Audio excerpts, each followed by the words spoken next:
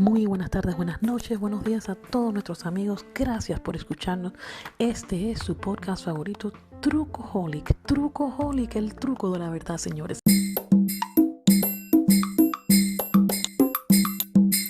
This episode is sponsored by Cruz Control Skate Co. We invented suspension skateboards. Our patent-pending spring steel plates and custom skateboard decks give you the smoothest ride on the planet. Super responsive pumping and carving, and a spring-loaded pop. Literally. For the skaters, snowboarders, and surfers out there, if you're watching this, you're one of us. We're bringing our lifted longboards to Kickstarter this spring. Join the revolution. You can find us on Instagram as Cruz Control Skate Co. or on the web as skateandinnovate.com. Bueno, bienvenidos una vez más a Trukoholic, el truco de la verdad, el podcast que todos quieren escuchar. Y hoy vamos a presentar primero a nuestro host, co-host, Harold Blanco. Harold, ¿cómo tú estás? Estamos bien, Mayra. Aquí bien? todo tranquilo. Bien contento porque este Trukoholic va a ser súper especial porque tenemos invitado a una gente que yo quiero mucho. Y a una gente que sobre todo he aprendido a admirar viéndolo crecer. Te voy a decir de adelante, si queremos hablar en inglés, Leonardo, feel free to switch over to English. So I know you feel more comfortable talking in English sometimes. So para que todos ustedes entiendan, es mi sobrino Leonardo Moronta que está con nosotros. Y hola Leonardo, ¿cómo estás? How you doing, buddy? Bien, I'm doing good. Mire, que hace como unos tiempos, solo lo único es que estoy hablando español es cuando yo estoy llamando a Tita. Entonces, vamos a ver si es uno de los palabras que tengo que decir en inglés. So, para lo que entienda, Tita es la abuela, que es mi mamá, la abuela de Leonardo. So, okay. Entienda. So we wanted to we've been talking to different people about the COVID-19 and the pandemic and how it's been the reaction for the people for the pandemic and the different how everybody reacts differently and what was their plans that you were doing or were about to do before the pandemic hit, and how do you have to change those plans and kind of accommodate yourself to that. And I think that knowing your story, Leo, a little bit, I think you're perfect for this podcast to have this conversation because you were having big plans and you had to switch it over. I still have big plans. That's good. So first of all, thank you for doing this and coming to this podcast and talk to us. Well, thank you for having me. Obviously you've played a very large role in not just my life overall, but even in what I'm doing here. For getting me where I am. Talk about big plans. A lot of what I was doing kind of with this project I'm working on, it's a skateboard company. So for those of you who don't know, it's a new kind of skateboard that has suspension on it. Okay. Nice. So Leo, before you go into the company itself and all that, why don't you tell us a little bit of your background? Tell us, where were you studying and what you did? Who is Leonardo Moronta? Who is Leonardo Moronta? People don't know. Yeah. I can tell you who he is today and how he got here. Okay, perfect, excellent. Yeah. So I mean, I guess starting off in high school, I was into sports a lot and was a pretty good student, but did a lot of things like extracurricular. And I kind of my junior year fell into doing track and ended up being kind of good at it. And I was a decathlete.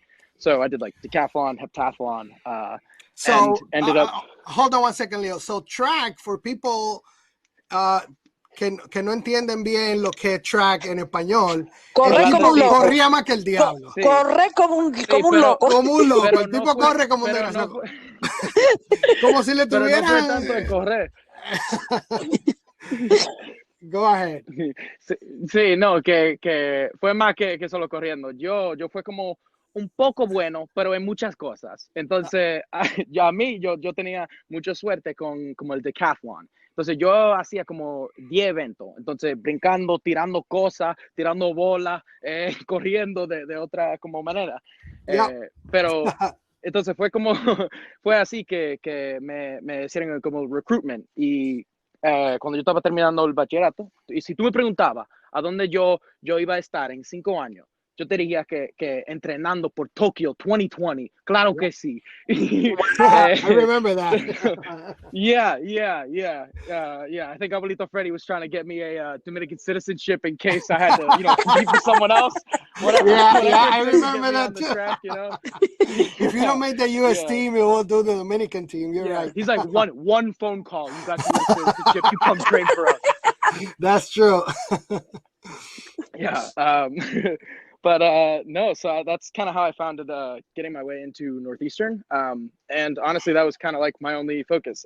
I came in engineering, and after the first semester, chemical engineering, I decided to switch my major for business, something that I was like a little more suited for. But honestly, this idea for cruise control, it started off the idea to like make a longboard brake. So like something you could ride and like ride down a hill and like lean back and it could like kind of control your speed. And it was originally designed with this like kind of suspension system on it. And, once I got to college, I had a roommate at the time that really pushed me to sign up for our like school's the idea of venture accelerator, kind of like they work you through like a bunch of stuff. Right. And that was, 3 years ago. And since then, a lot of stuff has changed. I have, two of my like best friends, Cam and Mark, on board. And we did a semester in San Francisco and ended up the suspension part of it ended up being like a lot more groundbreaking than we had thought. So we kind of decided we were going to make a full-blown skateboard company with, custom skateboard decks and a full-blown suspension system. And then ever since then, we've just been charting a path to getting to Kickstarter.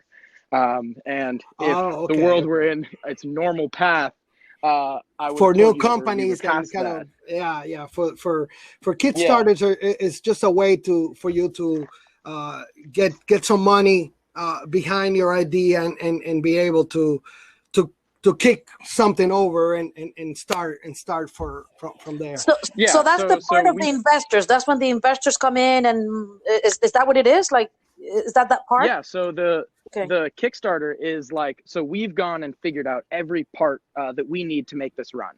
So we have someone who can make our, custom suspension, our wheels, our skateboard deck.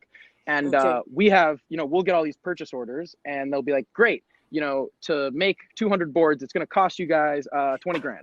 Right. And we say, oh, you see, we're broke. And in fact, we actually have student loans on top of that.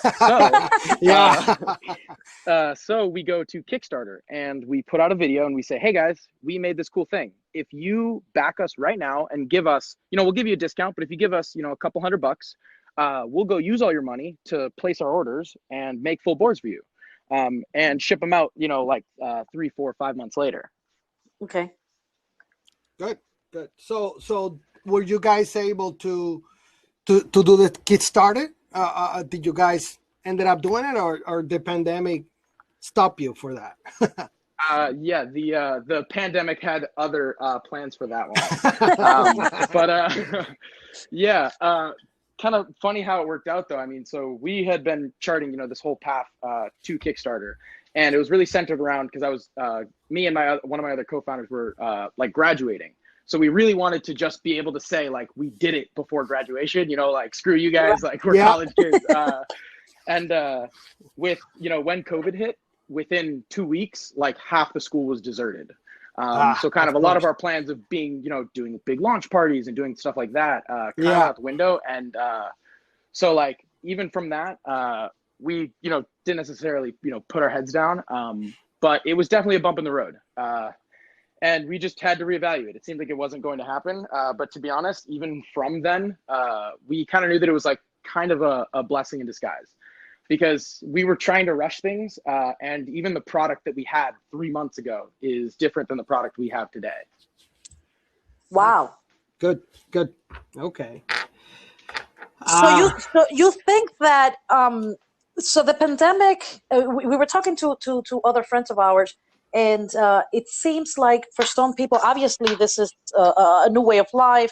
There's a lot of there's a big impact negatively on our lives and things that Yep. we do now that we never did before.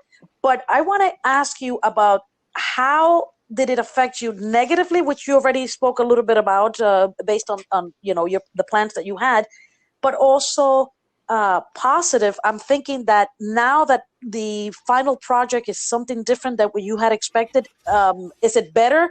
And it probably would have never happened if it wasn't for the pandemic. Yeah. Funny enough, to that point, it is kind of good and bad in its own ways. Okay. So I think, in the bad that we were thinking of, it was more the fact that like the end of the school year was kind of, it seemed like it wasn't just the one Kickstarter that had been thrown out of rate, but like a lot of other things had kind of been there. So it seemed like nothing was going to happen. So it was a really confusing time. And at the time, I don't know, I was planning to move out. I was moving in with my other best friend, co-founder, to California, and I was buying a van that I was going to pack up everything I owned and move it out and go on this like cross-country road trip with one of my other buds. So there was a lot of stuff in the air. We knew stuff wasn't going to happen, but it gave us the time to recollect. And to be honest, the past 2 months that like after I took like a hot 30 days driving across the country with my buddy, just like traveling, doing a bunch of stuff. But once we got here, I've been here for like 2 months, and we've made up like so much ground. But something to think though is in reaching out. Originally, we were using a lot of other people's parts. So all we did was the suspension part, and other people did, the decks, the wheels, and we've quickly found out it's 10 times cheaper to make your own, and it's way cooler to say that you make your own. They can make your own, exactly. So we have samples ordered. We made really, really good friends with this skate factory in LA that's basically going to be handling a lot of our stuff. And we have samples for like our own wheels, our own decks. So like from a numbers sense, it makes financial sense, but it also let us craft the story around it. Like, hey, like we aren't just making this one little piece, we're making a complete board. That's why we had to make our own wheels. That's why we needed custom decks. But in trying to figure out all these things and find other suppliers, we had a tough time trying to use someone else's wheels, because to our suppliers, they were telling us that they were selling every single day the volume that it was like Christmas, because everyone was inside and the only thing you could do was skate in your driveway. And even for parents, we were talking to skate shops, and they were saying that they can't keep the boards on the shelf because their parents are buying boards just so their kids can do anything. Wow. Yeah. Interesting. Very, very different. Hey, so I wanted to ask you, I know you mentioned that you were going to do a lot of events and things like that, kind of to start the Kickstarter or just to launch a company or whatever. But you had to now switch over even more to the social media, maybe put more effort into that than everything else. Have you done that, and what's your take on that? Yeah, I mean, honestly, to be honest, it kind of helps us out a little bit, because our product, what we have, it lends itself very well to video. And my other co-founder, Cam, he is a whiz with all things camera media. So we have a lot of fun like making out videos and stuff. But just like for reference, we've done a couple things for marketing for Cruz Control. And I kind of have like some history running ads and stuff like that. So I've taken it my own to take that as like my little project. And we've ran a giveaway campaign, spent like $100 this past spring, and it was okay. We just finished up day 12 of our last giveaway campaign, and we've seen the 10x return for our spending. As in, it is cheaper than ever to show a really, really cool video to people who would enjoy it, and it's cheaper than ever to get people to click through and sign up for a free board that is this new age suspension cruiser that you've never heard about. Okay, good. So where are you getting the money to do all this now, if you haven't been able to do the Kickstarter, or are you doing anything? I mean, Yeah, I mean, we've honestly been bootstrapping it, and over the past like year or so, we've taken a couple bucks from both of our like families and stuff like that. That first rounds, the 3Fs, friends, families, and fools. Yeah. So it's gotten us kind of this far, at least, but now is at the point where we're kind of exploring other financing options and more just charting a path towards Kickstarter. Because we, had a pretty successful giveaway, like had a healthy email list and stuff like that we would be ready. We're just waiting for our decks to come in. Like the first time we're gonna have fully customized, professionally manufactured decks and our own custom wheels and stuff like that, so we can update product pictures and take videos. So you're going to be able to manufacture how many? First 50 or something like that? So we're shooting for the first 200. Oh, so okay. I think our Kickstarter goal is going to be for about $25,000, but we're hoping to bring home 45 to 50. Ah, good. Wow. Good. Excellent. So this is I'm going to tell you, this is a perfect opportunity for you to use our podcast to tell us about your website, to tell us, because a lot of people are going to be listening to this, and you want people to hear what the company name is, everything. And I'm willing to just, once this thing goes out there and Spotify and all the other platforms, so they know who you are. So what's your website, and how do they contact you, the business? Tell us. Yeah. So we actually just tweaked a little bit of our marketing and changed our domain. So our website is skateandinnovate.com. Okay. Skate is in like skateboard and innovate. And that's kind of been our motto since we started, in the sense of like, we start with skate, like, at the end of the day, we're kids skateboarding around. And the other half of that is innovate. We, touched all the pieces of the skateboard and try to make it better in some way. So people can honestly head to skateandinnovate.com, and more importantly, follow us on socials. Like our Instagram, it's Cruz Control Skate Co, and that's CRUZ Control Skate Cruz, Co. yeah. Okay, yeah. Cruz Control. Good, that's a tip of the hat to Santa Cruz there.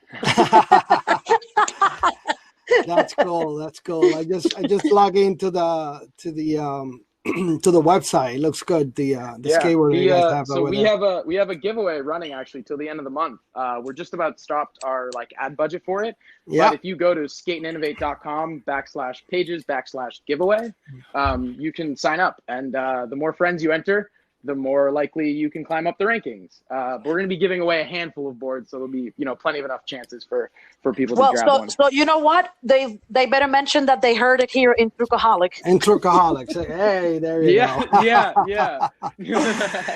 Well, I don't know what else would you like to say about because we've been talking to different friends about the pandemic and how they're doing right now, and how they coping and all that. So is the social distance being an effect to what you guys were trying to do?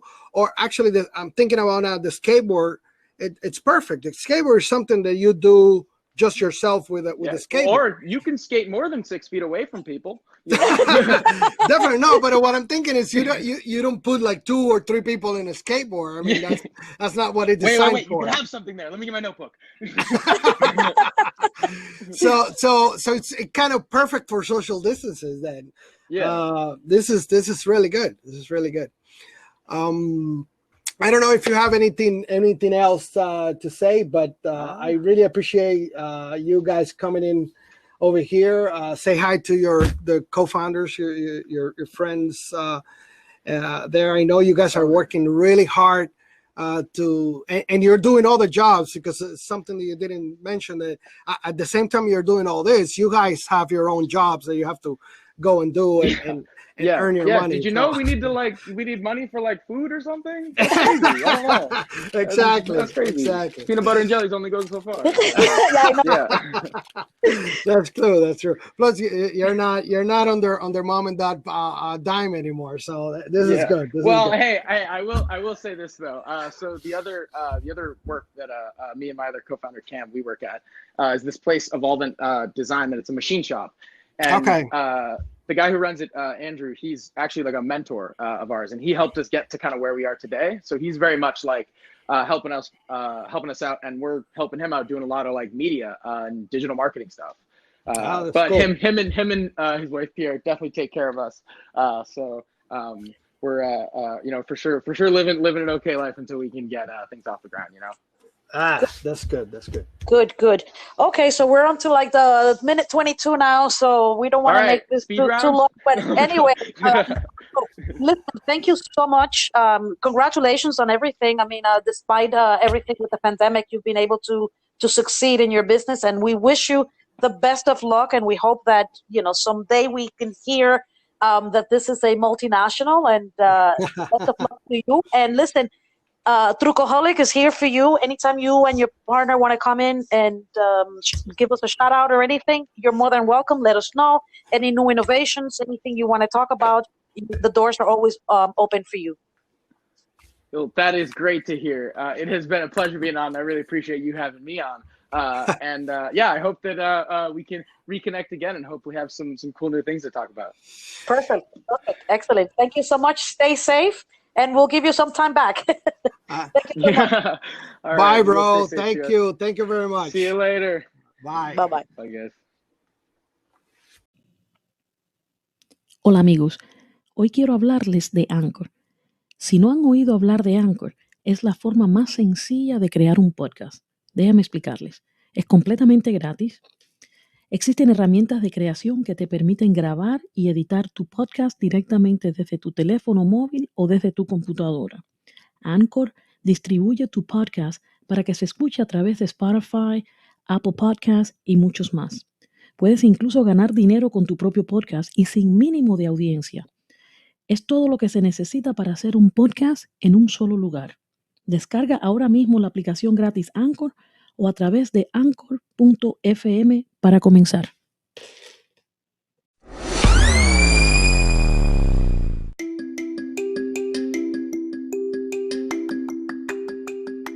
Amigos, rapidito quiero recordarles que ya estamos en todas las plataformas y en todas las redes sociales. Nos pueden seguir por Instagram, Twitter, nos pueden escuchar en Spotify, en Google Podcast, en Apple Podcast, nos pueden escuchar en YouTube. Síganos en nuestra página de Facebook y hagan un like a la página de Facebook y compartan, por favor. También nos pueden escuchar a través de anchor.fm y dejarnos un mensaje de qué es lo que quieren escuchar, de qué es lo que estamos haciendo bien, qué es lo que estamos haciendo mal. Díganos, por favor.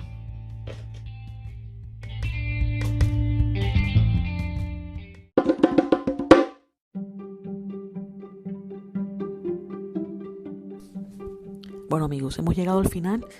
Ya saben, muchas gracias por escuchar a Trukoholic, el truco de la verdad. Y recuerden, amigos, la verdad no mancha los labios de quien la dice, sino la conciencia de quien la oculta.